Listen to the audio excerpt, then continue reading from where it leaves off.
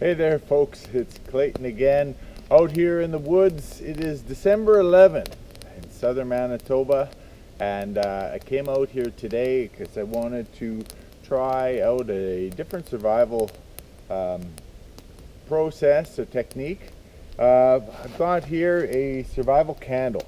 It's a 3-wick candle that's going to burn for 36 hours. 1 wick. If I'm burning all 3, we'll get about 12 hours out of it. And I wanted to see how much a candle would impact being in an enclosed shelter. I know that if you're in a tent or anything like that, like wherever there's some airflow, the candle's not going to do much. But if you're able to trap in that heat, then you're going to see some returns. Now the drawback is that candle can consume oxygen. Same thing as if you're in a Quincy, which I did last year, where I actually made sure to have the hole open a bit so that the carbon dioxide could pour out below. So I made here a simple structure out of 2 tripods and a stick, and I've got a fairly large tarp that I brought with me that I'm going to set up and see how it works for temperature. Now that said, while it is December 11th, we're in Manitoba, I did bring my thermometer and we're hovering at, looking for Celsius here. I don't know, my thermometer could be wrong because earlier it was 0. We're up at like 8 degrees, which is not accurate. Maybe it was my body heat. I know it was 0 earlier, so I'm gonna keep that away from me to get a baseline. Then we're gonna try it out in the shelter. But because it's not really that cold, I don't know if I'm gonna want to sleep in the shelter. I might sleep under the stars again. But we're out here, so let's test it out.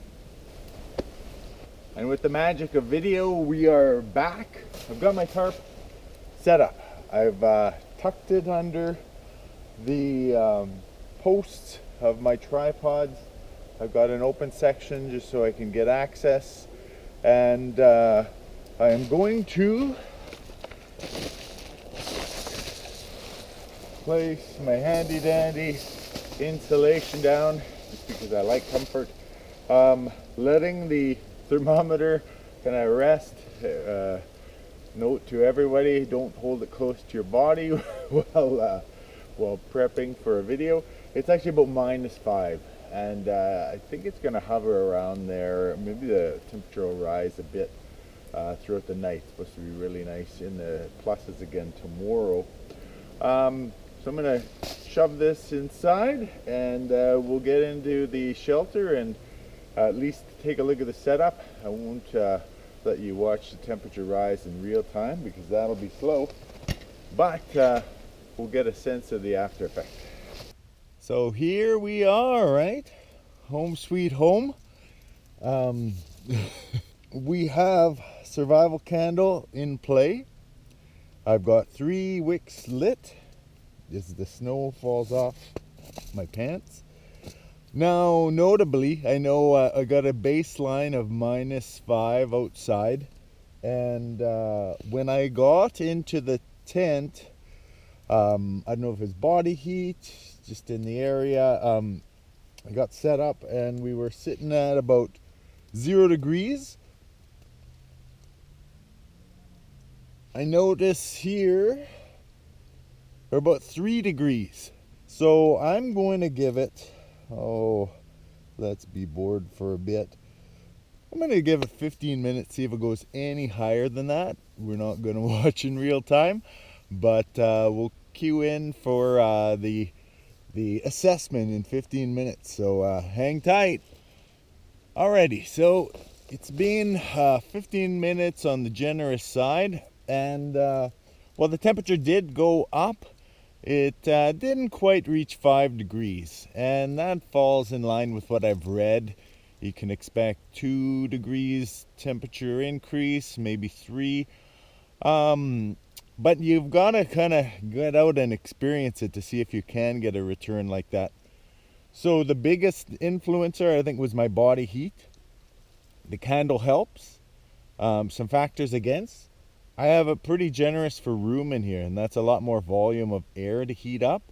The tarp, old, it's got some holes, tiny, and a lot of duct tape fixes, but porous, right? So we're gonna get some exchange going on. So survival candle, definitely good to have in your kit if you need it, but not good to rely on. When you are out in winter, make sure you have a winter bag. Make sure you've got other equipment, fire making kit, and know that whatever situation that you do find yourself in, basically persevere, right? If you got a candle, you need to use it, you use it. If you got to stay awake all night because you're worried, do that. Because hitting that 5-degree mark, you know, you're not going to do that when it's 25 below. So you've got to survive to conditions, but it's nice to know the things that can help. And from my perspective, it's not nice to just know it in your brain, but to actually get out and try it and see what you can rely on. You can find some really handy things, tools in your tool bag to take out every time you go out camping, or failures. I'd say if I had to change anything, I would try to make this enclosure smaller, but I don't want to feel claustrophobic and stuff. So I'll probably tear it down so that I can sleep on the tarp and keep nice and dry because I've got my winter bag. Thanks for watching, folks, and stay tuned for more survival adventures. All right, I guess we better do a little tour of the campsite while we're out here. So our handy dandy wood pile, priority 1 when you come out camping. Swede saw winds up being the very fine piece to bring. I've co-opted one of the tripods for the fire in case I want to do anything with pots. Got assorted hanging things. Here's where the shelter was, and because I knew I wasn't hiking far, I brought an extra sleeping bag that I'm going to sleep on top of for comfort, and all the other gear gets its own small tarp. And why not use the tripod to hang other things? So that's a tour of the camp, folks. Here we are in the woods at night. Nothing really left but you and your thoughts at this point, staying by the fire and keeping warm.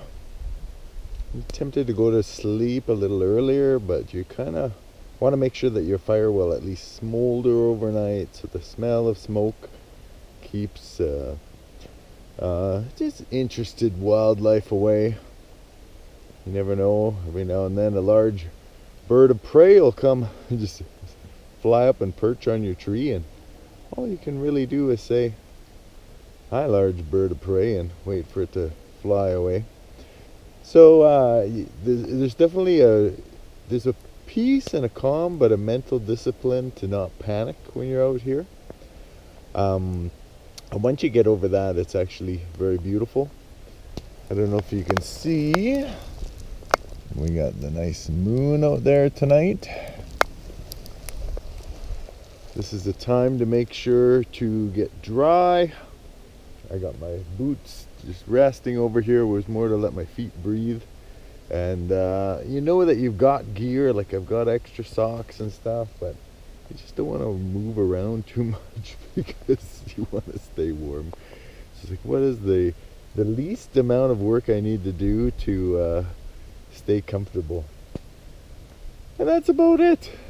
So I'm sitting at about maybe 7:30 at night. I'll want to be up till about 10, which means probably 9:30 I'll tuck into bed and enjoy the night. Hopefully it'll be nice and quiet in the woods. I've been woken up by a pack of coyotes taking down a deer at 4 o'clock in the morning. Now mind you, this was years ago, but it's quite the sound to wake up to. It's screaming death cry in the middle of the night. I haven't had that for a while, and I'm hoping I don't have that tonight. Enjoy your nights at home, everybody, and we'll see you online.